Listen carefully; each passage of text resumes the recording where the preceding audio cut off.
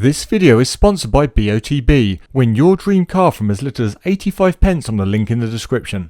If you're a long-term subscriber of Tyre Reviews or a big fan of Michelin tyres, you'll have probably seen me sitting in front of a Focus ST at Tyre testing the Michelin Pilot Sport 4 versus 4S versus Cup 2. Since then, the world's changed. It's a very different place. And more excitingly, Michelin have released the Cup 2R, which promises to take the Cup 2 and make it even more cuppy. It takes away some wet performance, it narrows the tread pattern grooves, it takes away some of the shoulder grooves to make it the all-out dry weapon, the best of the best dry track day tyre. How much? I don't know, because I've not tested it. So I'm here with this, kindly lent to me by Porsche, the 992 GT3 RS. I'm going to do a full test because I'm here at Clermont at Michelin's incredible facility, and they're allowing me to do what I want effectively. So instead of just doing the dry performance where the Cup 2 should excel, I'm going to test everything, including braking and wet handling, which might be terrifying judging by the look of that tyre, but we'll see. It should be worth noting before I start, this is the Cup 2, not the just released Cup 2 Track Connect, or some people are calling it a Cup 2.5. This Cup 2 Track Connect, although it has the same name essentially as the Cup 2, it does move things on. It brings better dry grip and more durability. So hit subscribe, because at some point in the future I'm sure I will do a video comparing the Cup 2 to the Cup 2 Track Connect. But for now, let's head over to wet handling to see how floaty this beautiful €250,000 car gets with the Cup 2R when compared to the Cup 2.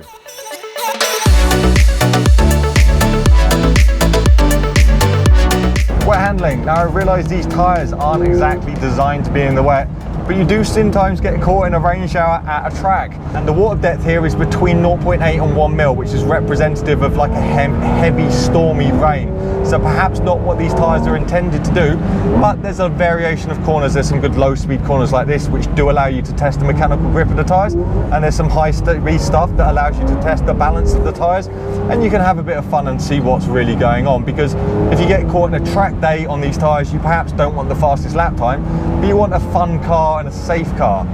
Starting with the Cup 2, this tyre has really good mechanical grip. I'm actually surprised by just how much it has. There is some aquaplaning, and it's primarily at the rear, but again, this is nearly a mil of water, which is way more than these tyres will ever experience on a track. Well, maybe in the UK where it rains a lot, but it's a lovely balanced tyre. It's on the nose, there's great steering response, there's quite a bit of feedback, you kind of know what's going on, and it gives you confidence to push on and even give it a little bit of throttle when you're in the lower speed corners to get a little bit sideways and have a little bit of fun drifting the car. You can really get some good angles here and enjoy it. The Cup 2 has always been known as a tyre that works very well in the wet. It's a tyre you can have on your car all summer, drive to track days, not worry about getting caught in the rain there or on the way home, and it just performs so well, and it is one of my favourite track day tyres. Switching to the Cup 2R, you really notice where the removed void in the tread has effect. Boy, it aquaplanes early. Now it does aquaplane at the front first by quite a long way, so where the Cup 2 kind of felt neutral, maybe a hint of aquaplaning at the rear first, the Cup 2R definitely lifts at the front, and this gives the car a lot of understeer. You're constantly waiting on the front end, and it really hinders lap time. The mechanical grip in the low speed corners doesn't feel bad, and the feedback you get when the tyres are in contact with the surface, it's great. It's a great tyre. It's probably more granular and a little bit more feedback and a little bit more direct than the Cup 2, but it's the aquaplaning that's the real problem. It aquaplanes a lot earlier, you're doing slower speeds around every corner, and you're constantly waiting for the front just to lift up and drive straight. So the lap time, 7 seconds slower than the Cup 2, so that just goes to show what happens when you remove tread pattern from the tyre. It floats more and you can't go as quick in the wet. But the Cup 2R and even the Cup 2, they're not really designed to go quick in the wet. So let's head on over to dry and really enjoy these tyres where they're meant to be.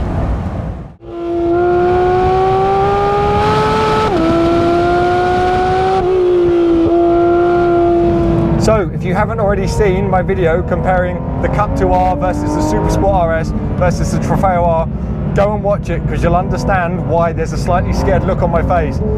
This track at Michelin's test place in France is one of the fastest tyre testing tracks I've ever been on. It's obscenely quick, and perhaps too quick for me to be doing flat out laps talking to you safely.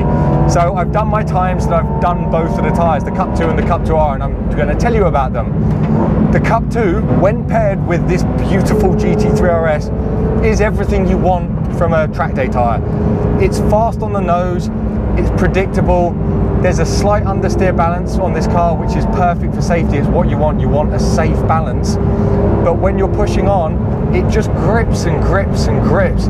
You kind of think when you're testing this Cup 2 before you've been on the Cup 2R, you're like, how can a tyre have more grip? There's this, because you can just absolutely hit the brakes and it's like you've run into a wall. The balance is beautiful. The detail you get through the steering wheel is beautiful. The steering speed and response is beautiful. The longevity of the tyre, it doesn't seem to overheat as you get into the longer runs. It just hammers round and around and around and allows you to play with the car. As it gets warm, it does get slightly more squirmy and it makes you work a little bit harder, but I don't think that's really an issue compared to other types of tyres, and you don't really lose much lap time. You have to think about things more, and I think maybe the front axle gets a little bit more understeery, but that's manageable. That's an okay compromise for what you want from this tyre. Now switching to the Cup 2R. Bah, is all I can say. Holy heck! On the way to the track, it doesn't feel that different. If anything, you need a little bit more steering angle to turn the car, which was a surprise. But maybe it just rides a little bit firmer, maybe there's something different in the construction, I don't know. But the compound is definitely softer and there's less tread depth as well. When you go out and you've heated up that tyre, especially at the front, the first time you hit the brakes, you think time has stopped. Honestly, I think it's the braking performance of the Cup 2R over the Cup 2 that's the most magical. The car is also, it's a bit more on the nose, it's a bit more nose friendly, so you turn in a little bit better, you can control the back a little bit more and allow it to wander on the rear and have really good fun with it. It also has what I'm going to call a first lap advantage, a fresh tyre advantage. These extreme tyres like the Cup 2R, they're designed to post lap times. So that means the longevity of them isn't the priority, it's that first lap performance. This tyre was designed with Porsche to make this car go around the Nürburgring really, really quickly. Not many times, just once. And that means you have this epic first lap advantage, which meant the tyre was about 1.5 seconds quicker than the Cup 2, which round a minute lap, where there's not many big braking zones, you can imagine over a longer lap with more braking, that's going to increase and increase. That's not to say there wasn't more lateral grip from the Cup 2R, there is, but I think for me, the most astounding thing was the braking. It was just, it knocked you out almost, it was that good. As the tyre warmed up, it dropped a bit of time, and it dropped about 1 second, so it was still faster than the Cup 2, even at its post-peak like fighting speed, but it definitely had that drop. And as it heated up, again, it just like the Cup 2, the balance didn't really move around, but you just felt like the car got a little bit more flighty. You had to think it a little bit more, but overall an astounding package. So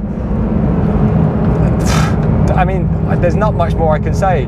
The Cup 2R is the bigger brother of the Cup 2, and on the dry track, it's faster, impressively slow, especially on the brakes, and the balance is a little bit better, but it does drop off more than the Cup 2 does. I imagine if I had more time and I did some wear testing, the drop off would be even more noticeable, but that's what you expect. You would compromise durability for speed. So, Cup 2, very, very, very, very, very, very, very good and durable.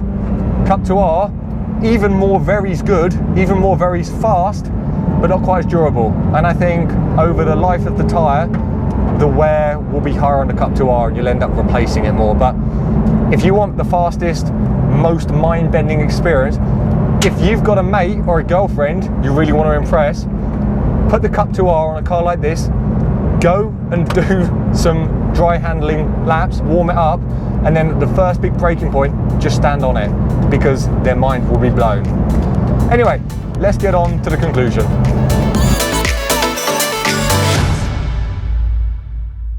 Cup 2 versus Cup 2R, finally done. What a fun test it's been. The Cup 2R is extreme. Just look at it. Look how silly this outer shoulder is. Look how tiny this groove is compared to the Cup 2. And look how much more shallow the initial tread depth is. You can tell where this has got its time from. During dry handling, the two tyres felt really similar. And even here, squeezing the two tyres around, not that that tells you a huge amount, it feels broadly similar in construction. However, the motorsport derived compound makes a difference. This tyre, if you've just driven the GT3 RS on this tyre, it's just beautiful and fantastic and wonderful, and you wonder how any car could be better. Then you bolt this on, get it up to temperature, hit the brakes, and bam, it's like you've hit a wall. There's just another step of grip, and that's where this tyre excels in dry performance. Laterally, it's super impressive. It's more pointy on the nose, it's more exciting to drive, but it does drop off and it does wear out quicker. I mean, it starts with less tread depth and it's a softer compound, so it's just going to wear a lot quicker. So if you've got a huge amount of money, or you really want to show off to your mates or show off to a girl, or just do the fastest time possible in a race, this is the tyre for you. But I think this is the better type of tyre for the average motorist. We've seen it's better in the wet. We've seen it has better aquaplaning properties. So if you want to stick a set of tyres on your car for the summer and not really worry about it, it's this tyre. This is all out insanity speed and it does it so well, but I think this is just more manageable for the everyday person. And honestly, it's incredible on track. Don't feel like you're driving on the Cup 2 and you're missing out.